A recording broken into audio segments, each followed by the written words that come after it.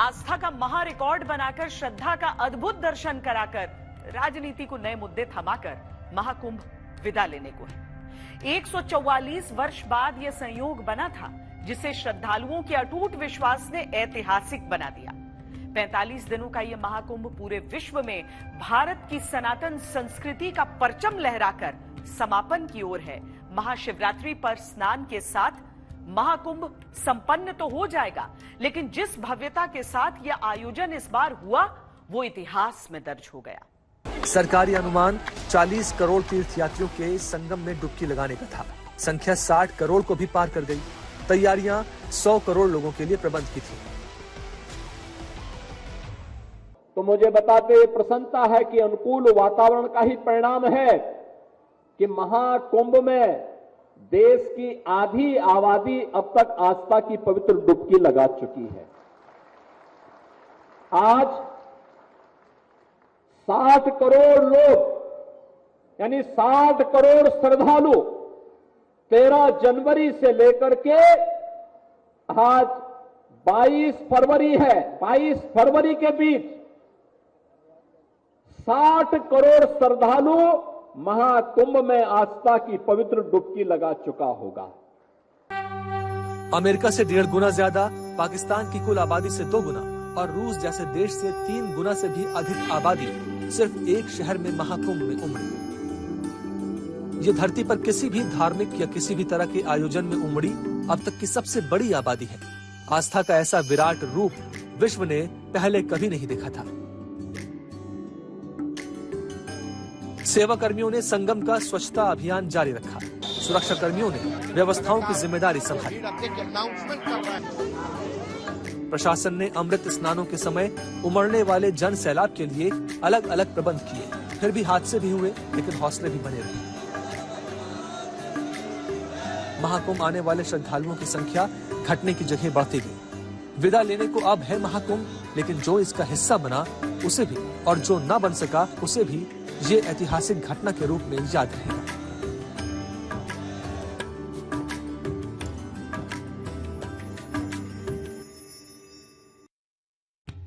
पैंतालीस दिन के इस महाउत्सव के 60 करोड़ से अधिक श्रद्धालु साक्षी बन चुके हैं। ये संख्या अभी भी बढ़ रही है। जाहिर है 26 फरवरी तक ये आंकड़ा और बढ़ जाएगा, साथ ही बढ़ जाएगी आस्थावानों की भक्ति और जोश भी।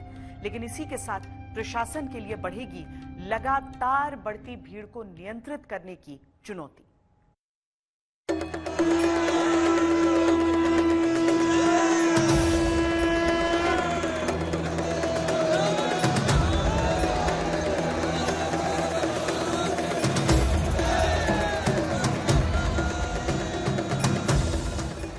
पैंतालीस दिनों का आस्था का ये उत्सव समापन की ओर जरूर है, लेकिन भक्ति श्रद्धा के इस संगम में श्रद्धालुओं का उत्साह अभी भी वैसा ही है जैसा 13 जनवरी को पौष पूर्णिमा पर इसकी शुरुआत में था। श्रद्धालुओं की भीड़ अभी भी गंगा, जमुना और सरस्वती के इस पवित्र संगम में स्नान करने के लिए खींची चली आ रही है।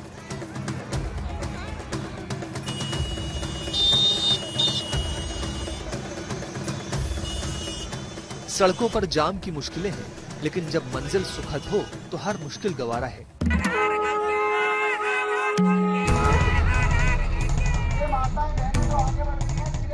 ट्रेनों में भीड़ है, सफर की कठिनाइयां जरूर हैं, लेकिन सफर का अंजाम खूबसूरत हो तो हर कठिनाई मंजूर है। बस एक डुबकी और हर दिक्कत जैसे पानी में बह जाती है। श्रद्धालुओं का जोश इस कदर हाई है कि वो अभी भी किसी भी तरह कुंभ पहुंच जाना चाहते हैं।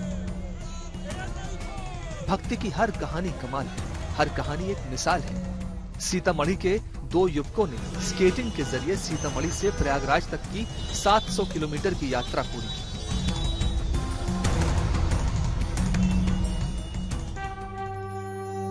तमाम दिक्कतों के बावजूद श्रद्धालु संगम के पवित्र जल में स्नान के लिए अभी भी प्रयागराज चले आ रहे हैं। जमशेदपुर की 70 साल की कांति देवी की कहानी भी हैरान करने वाली है। कुंभ स्नान के बाद वापसी के समय भीड़ के कारण अपने समूह से बिछड़ गई, ट्रेन छूट गई, पैसा सामान सब खो गया, लेकिन हौसला नहीं खोया। निर्णय लिया कि पैदल ही घर वापस जाएंगी। 600 किलोमीटर की पैदल यात्रा करके घर पहुंची और परिवार को संगम का जल दिया। रास्ता तो इनको महाकाल जिनके सहारे गई थी स्नान करने के लिए, वही इनको पर कृपा किए हैं। और हमारे घर के कुल देवी की इतने सबके दुआ थी जो इनके साथ इन्हें सहारा बन के खड़े हुए। अच्छे बच्चे ऐसे घूमते घामते पागल लोग का तरह निकला, रात दिन कहीं न बैठे भी न, ऐसे ही चलता ही है। कुंभ में स्नान के बाद 27 साल से घर से लापता शख्स अपने घर लौट आया। जिसको परिवार ने मृतक मान लिया था, उसको संगम में स्नान के बाद मां की याद आई तो वो अपने घर की चौखट जा पहुंचा। ऐसी लाखों कहानियां हैं जो कुंभ की श्रद्धा और संगम में स्नान की आस्था से जुड़ी हैं।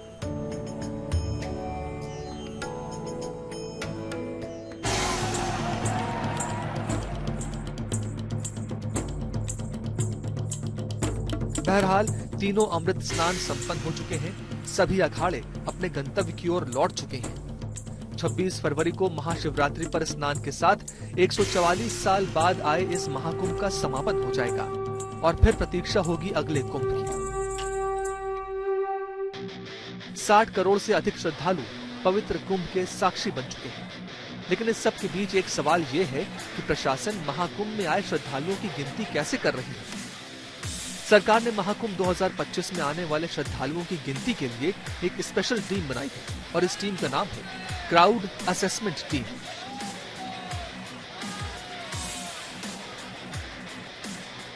$1800 AI बेस्ड कैमरों की मदद से लोगों की गिनती की जा रही है।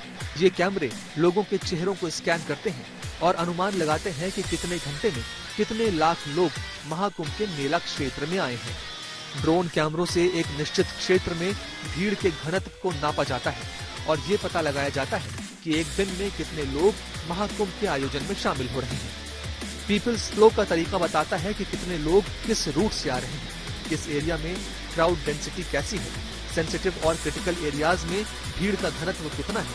इसमें भी AI कैमरे काम में आते हैं। इसके अलावा एक ऐप के जरिए लोगों के पास मौजूद मोबाइल फोन के औसत आंकड़े जुटाए जा रहे हैं। कुंभ आने वाली ट्रेन, बसों और नावों की गिनती के आधार पर लोगों का डेटा जमा किया जा रहा है। मेला क्षेत्र में बने हुए साधु संतों के शिविरों में आने वाले लोगों का आंकड़ा जुटाकर उनकी गिनती की जा रही है। शहर की सड़कों पर मौजूद भीड़ का डेटा जमा करके भी लोगों की गिनती की जा रही है। सभी डेटा क्राउड असेसमेंट टीम को भेजा जा रहा है जो लोगों की गिनती के फाइनल आंकड़े मुहैया करा रही है।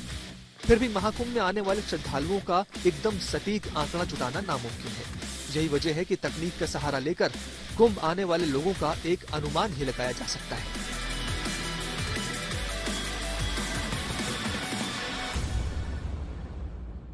प्रयागराज में महाकुंभ अपने अंतिम चरण में है, लेकिन इससे जुड़ी सियासत लगातार गर्माती जा रही है। संगम में करोड़ों श्रद्धालुओं ने आस्था की डुबकी लगाई, लेकिन अब सवाल संगम के जल की शुद्धता से लेकर मेले की व्यवस्था पर उठ रहे हैं।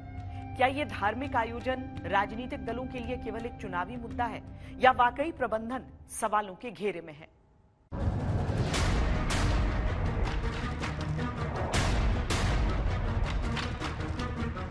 मृत्यु कुंभ मृत्यु कूपेर मतो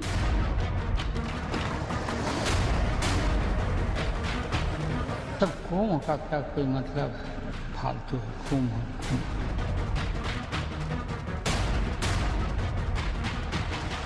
लोगों के साथ खिलवाड़ हुई, उनकी भावना के साथ खिलवाड़ हुई, उनके इमोशन का फायदा भारतीय जनता पार्टी उठा रही है। अरे भाई, गंगा में डुबकी लेने से गरीबी दूर होती क्या? आपको खाना मिलता पेट को। महाकुंभ नाम की कोई चीज नहीं, ये तो शंकराचार्य के हैं।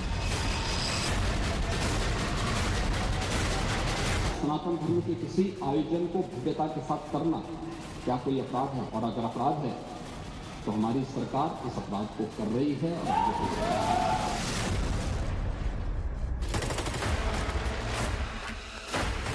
करोड़ों लोग राजनीति के लिए वोट भी होते हैं और जहां वोटों का सवाल होता है वहां राजनीति अपनी सहूलियत के हिसाब से मुद्दे भी तलाश लेती है। सवाल व्यवस्थाओं पर होते हैं, निशाने पर राजनीतिक दल और जरिया आम लोग। अरे सब कुंभ का क्या कोई मतलब है, फालतू है कुंभ। श्री लालू यादव जी कह रहे हैं, अरे ये सब कुंभ का क्या कोई मतलब है? फालतू का कुंभ है, यानी सनातन धर्म के इस महायोजन को फालतू उनको दिखाई देता है। किसी की आस्था को पर हम प्रहार नहीं कर सकते हैं। अगर उनकी आस्था है तो वो जाते हैं, स्नान करते हैं, पूजा करते हैं, पाठ करते हैं। और हमारा संविधान भी यही कहता है कि हम किसी के धार्मिक ये पर प्रतिबंध नहीं लगाएंगे। सबको प्रचार करने का, प्रसार करने का, पूजा करने का, धर्माचरण करने का अधिकार है, ये हमारे संविधान ने दिया है। इसके लिए एक कहना अगर कोई करते हैं तो उनका कहना गलत है। जो महाकुंभ लालू प्रसाद यादव को फालतू लगता है, उसमें दुनिया की कुल आबादी के 6% से अधिक लोग आ चुके हैं। पूरी दुनिया का वो तीसरा सबसे बड़ा शहर है जिसे धार्मिक आस्थाओं ने तैयार किया है। लेकिन प्रयागराज उत्तर प्रदेश में है और यहाँ से देश की राजनीति भी साधी जाती है। ওটা এখন মৃত্যু কুম্ভ হয়ে গেছে, মৃত্যু কূপের মতো। আমি মহাকুম্ভকে সম্মান করি, আমি শ্রদ্ধা জানাই, পবিত্র গঙ্গা মাকে আমি সম্মান করি, কিন্তু প্ল্যানিং না করে এত হাইপ তুলে এত লোকের মৃত্যু বললেন 30 জন, কথাটা কি সঠিক? কত ডেড বডি ভাসিয়ে দিয়েছেন নদীতে? इस प्रकार के गैर जिम्मेदाराना बयान टीएमसी के नेताओं के द्वारा सनातन धर्म के जुड़े हुए सबसे बड़े आयोजन के प्रति दिए गए। महोदय, मैं ये जानना चाहता हूं कि क्या सनातन धर्म का अनुयायी बनना या सनातन धर्म के किसी आयोजन को भव्यता के साथ करना क्या कोई अपराध है? और अगर अपराध है तो हमारी सरकार इस अपराध को कर रही है और आगे बढ़ेगी। योगी आदित्यनाथ विधानसभा में बजट सत्र के दौरान जब बोले तो उन्होंने महाकुंभ को लेकर उठाए जा रहे एक एक सवाल का जवाब देने की कोशिश की। गंगा के जल की शुद्धता और अशुद्धता की बहस पर अपना रुख स्पष्ट किया। जो गंगा का पानी है, संगम पे जो पानी है, त्रिवेणी में जो पानी है, वो स्नान करने लायक भी नहीं है। मैं तो इस मौके पर कहूंगा, चाहे वो यूपी पॉल्यूशन बोर्ड के डेटा हो या सेंट्रल पॉल्यूशन बोर्ड का डेटा हो जो मेरे हाथ में है, बीजेपी के सभी नेताओं को सिंटेक्स टंकी भर के दी जाए, उनके घरों पे पहुंचाया जाए विशेष गाड़ी से, जिससे वो अपना खाना बनाएं उसी पानी से, स्नान करें और जब समय आए तब पीते भी रहें दवाई के रूप में। उत्तर प्रदेश जो पॉल्यूशन कंट्रोल बोर्ड है वो लगातार वहां पे जल की मॉनिटरिंग करता है, उसकी गुणवत्ता को बनाए रखने के लिए कार्य कर रहा है। और आज की जो उनकी रिपोर्ट है संगम की, कि संगम और उसके आगे पीछे जो बीओडी है वो 3 या उससे कम है और डिजॉल्व ऑक्सीजन की मात्रा ये 8 और 9 से अधिक पाई जा रही है। यानी संगम का जल स्नान करने लायक भी है और आचमन करने लायक भी है। जो लोग इसका दुष्प्रचार कर रहे हैं वे उन सबको इस बात को देखना चाहिए। मुद्दा धार्मिक आस्था का है और ये सियासत का मिजाज है कि चर्चा इतिहास के गलियारों से तुष्टीकरण तक पहुंच ही जाती है। हम तो मांग करेंगे कि अकबर का किला जो बिल्कुल संगम नोज पर है, वहां पर जो बट वृक्ष है या हम उसको बोलते हैं जो वृक्ष है जिसकी पूजा करते हैं, और सरस्वती नदी भी वहीं से निकलती है, तो कम से कम वो जो अकबर का किला है वो उत्तर प्रदेश सरकार को दान में दे दिया जाए, क्योंकि दिल्ली वाले सब स्नान कर चुके हैं। आप देखिए, यानी अक्षय वट का नाम भी उनको नहीं मालूम। सरस्वती कूप को सरस्वती नदी कहते हैं, ये आपका जनरल नॉलेज है। विपक्ष ने बार बार महाकुंभ में अव्यवस्थाओं के सवाल उठाकर यूपी सरकार को घेरा। समापन की ओर बढ़ते महाकुंभ के दिनों में योगी आदित्यनाथ ने हर किसी के सवाल का जवाब अपने चिर परिचित अंदाज में दिया। गंगा में डुबकी लेने से गरीबी दूर होती क्या?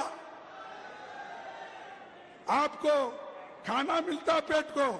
अरे जब बच्चा भूखा मर रहा है, बच्चा स्कूल में नहीं जा रहा है, मजदूरों को मजदूरी नहीं मिल रही है, जब ये है तो ये लोग जाकर हजारों रुपए खर्च करके कंपटीशन पे डुबकियां मार रहे।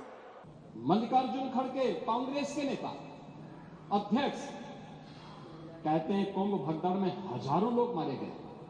हमें ये सब बुरा नहीं लगता, इसलिए नहीं क्योंकि हम जानते हैं आपकी प्रवृत्ति है क्योंकि हम लोग इस बात को मानते हैं कि संक्रमित व्यक्ति का उपचार हो सकता है, संक्रमित सोच का उपचार नहीं हो सकता।